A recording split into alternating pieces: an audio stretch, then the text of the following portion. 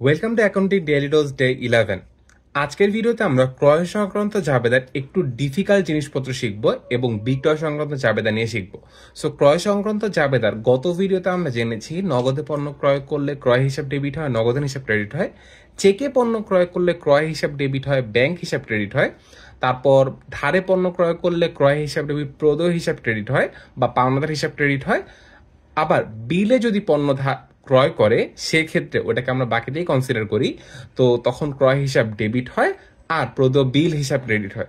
So এই গেল হচ্ছে ক্রয় সংক্রান্ত বেসিক কনসেপ্ট। এবার কোয়েশ্চেন এভাবেও আসতে পারে, পণ্য ক্রয় যার অর্ধেক নগদে অর্ধেক চেকে, তাহলে জাবেদা কি হবে? ক্রয় করলে অলওয়েজই ক্রয় ডেবিট আর নগদান ক্রেডিট আর চেকের জন্য ব্যাংক হিসাব ক্রেডিট। ঠিক আছে। আবার প্রশ্নে এভাবেও বলতে পারে যে ক্রয় বা পণ্য ক্রয় কি বলছে, মনে করো পণ্য ক্রয় বলছে হচ্ছে 10,000 টাকা, যার 20% নগদে, তারপর হচ্ছে 20% চেকে, আর কিছু বলে নেই। তাহলে পণ্য ক্রয় যদি 10,000 টাকা হয়, 10,000 টাকা 20% কত হবে? আমরা একটু মেন্টালি ক্যালকুলেশন করি। 10,000 টাকা 10% একটা শূন্য কম, দ্যাট মিনস 1,000 টাকা। তাহলে 20% কত হবে? 2,000 টাকা। তাহলে পণ্য ক্রয়ের জন্য ক্রয় হিসাব ডেবিট টোটাল কত? 10,000 টাকা।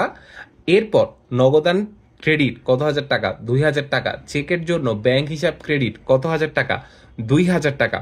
বাকি টাকা কি উড়ে যাবে? না ভাইয়া, বাকি টাকাটাকে ধরে নিতে হবে ওই টাকাটা ধারে লেনদেন বা বাকিতে লেনদেন, এই হিসাব করে জাবেদা করতে হবে।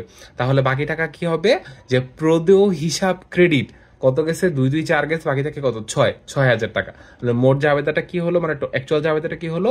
ক্রয় হিসাব ডেবিট 10,000 টাকা, নগদান ক্রেডিট 2,000, ব্যাংক ক্রেডিট 2,000 আর প্রদেয় হিসাব ক্রেডিট 6,000 টাকা। এটা হলো একদম ক্রিটিক্যালের দিকে।